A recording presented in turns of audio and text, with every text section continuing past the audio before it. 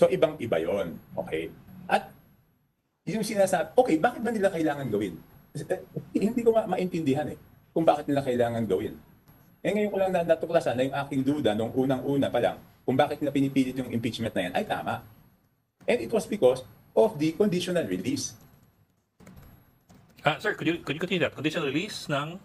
Di ba, okay. Di ba saan ba nagsimula yung problema ng administrasyon? Nagsimula yung problema ng administrasyon nung hindi nila sinunod yung budget ng Pangulo. Ang nangyari, hindi nila sinunod, ang dami-dami lang ginalaw. Later on, nagpasa sila ng budget na ayaw ng Pangulo. Okay? Ngayon, because of lack of time, hindi na veto lahat ng mga hindi dapat na items na handon. Di ba? So, ang ginawa ng executive is, di ba nagkaroon ng sinabi conditional release. We will review all the line items. So, ano nangyari? May na-hold. Okay? So noong pinipilit nila ilabas yung mga projects na for conditional release, iniisip-isip ko na noon na ito yung reason para doon sa impeachment para mapilitan yung executive branch na ilabas yung budget.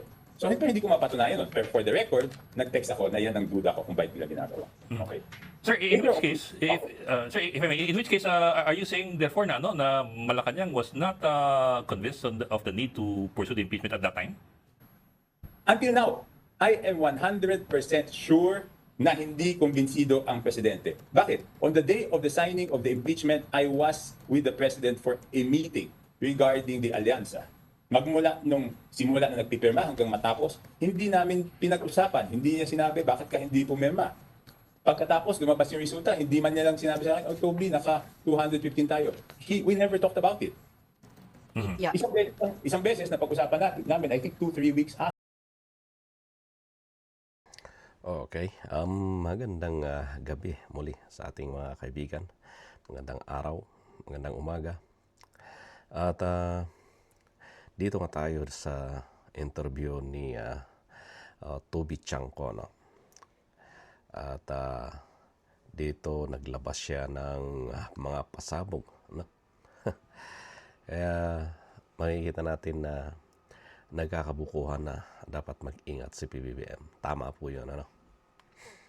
Kasi nasa kalahati na ng kanyang term ang ating presidente. So, mostly na nangyayari na ang mga taong nakapaligid o sino man, na mga politiko man na iba, ay it is on my own observation lang. Ano? Kasi sabi nga dito, may mga nababalita na lame duck na daw si PBBM dahil sa resulta ng alyansa Senator itong nakaraang halalan. So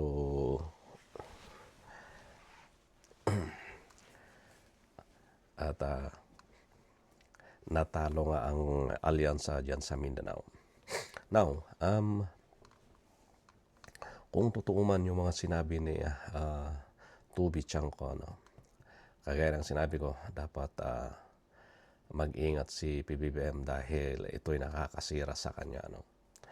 Lalo yung pag-aproba ng mga bagay-bagay na nailalabas na mga bagay na inilalabas ng House of Representative. Okay? Kaya nakakagulat yung mga bagay na sinabi ni Toby Chanco. Yun nga, no? Yun ang mahirap na ang mga bagay na nangyayari sa palibot ni PBBM ay siya ang napupunterya o siya yung na ituturo na salarin mga bagay-bagay. Naalala niyo na sinabi nga niya na ayaw ni BBM yung impeachment na panukala nila kay Vice President. Kasi imbes na yung impeachment ang kanilang pinagtutuunan ng pansin, dapat ang pagtuunan ng pansin nila ay yung kapakanan ng taong bayan o paano nila matulungan, paano nila mapaganda ang buhay ng sambayanang Pilipino. Okay? Yun dapat na kasi sa akin din naniniwala ako kay PBBM na yung impeachment is isang kumbaga hindi naman wasting time. Hindi ko naman masabing wasting time kasi yung mga ebidensya rin na ipinakita ng ipresenta ng iba ay malakas, no? Sabi nila malakas. So pero ang ano lang dito, no? Maapektuhan yung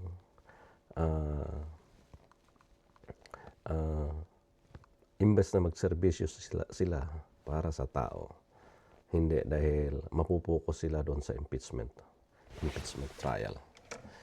So yun ang mahirap doon.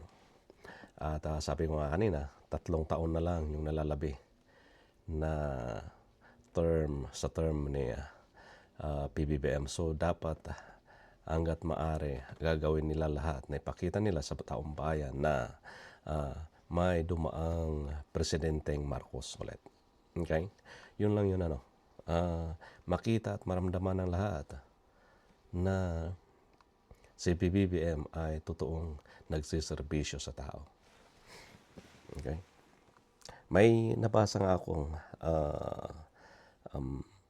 ewan ko kung news o ano yan dito sa patungkol dito sa nakapalibot daw na mga tao dito kay PBBM ay sila ang sumisira, no, sa kanyang sa imahe ng Marcos.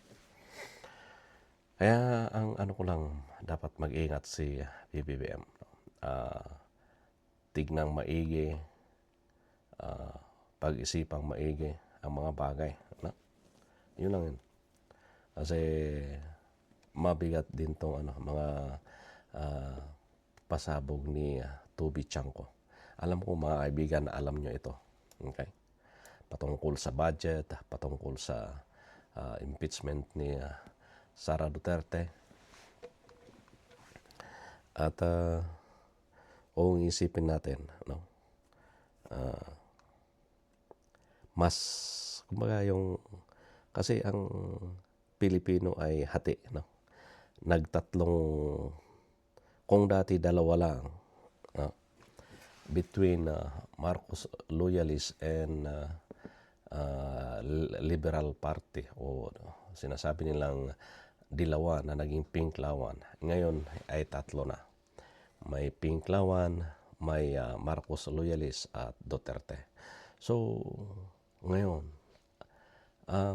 paano nila may susulong, no, yung kapakanan ng taong bayan kung hindi nagkakaisa? Kasi aminin man natin o hindi, may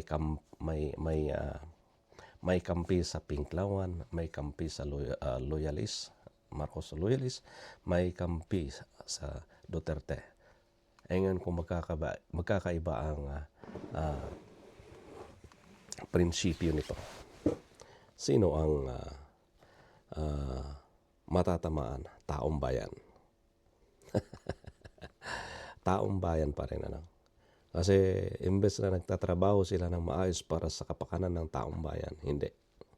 Kasi puro politika ang nasa isip.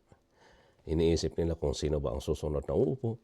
Iniisip nila kung sino ba ang magaling. Ito pa ang isang dito. Kaya may sambit ko lang, may dagdag ko lang si Vico Soto. Kasi bilib ako sa kanya, Ito sabi niya, hindi naman niya nagawa na mag-isa yon. Tama po yon. Hindi niya nagawa na mag-isa. Pero nagawa nila yon as a team. Dahil iisa yung goal nila. Iisa yung gusto nila. Yun yung pagandahin at maramdaman ng taong bayan dyan sa Pasig na mayroon silang local government. Yun. Yun yung ano dito. Kaya dapat din yung mga nakapalibot ni PBBM kay BBM ay totoong may malasakit sa tao, sa taong bayan, sa Pilipinas. Hindi sa malasakit doon sa pondo. Okay? Sabi ko nga ulit, bato-bato sa langit, ang matamaan ay magkakaroon ng bukol. Okay? Wala tayong papangalanan kung sino yung mga magnanakaw, pero alam ng taong bayan, ang mga politiko na nagnanakaw. Kasi si Vico Soto mismo ang nagsabi, patungkol dyan sa mga porsyento, Kaya, ang hirap. Ang hirap, Ito pa, isa pa, Ang mga ibang politiko, nagiging imbes na loyal sila sa taong bayan, hindi. Nagiging loyal sila sa isang tao. Hindi yung kapakanan ng taong bayan ang tinitignan, kundi kapakanan ng isang tao. Wala akong pinapatamaan, pero yun ang totoo. Kaya nagkakaroon ng politika, puro politika, nakakasawa ng politika. Imbes na magtrabaho, wala. Ngayon, ganun lang yan, Si BBM, gusto niya magkakaisa ang tao. Ano man ang klaseng kulay ka, ano man ang iyong ipinaglalaban, dapat magkaisa. Dahil ibinoto ka ng tao, pinaupo ka ng tao dyan para manilbihan sa tao. Hindi manilbihan sa kung sino-sino. Okay? Yun lang yun.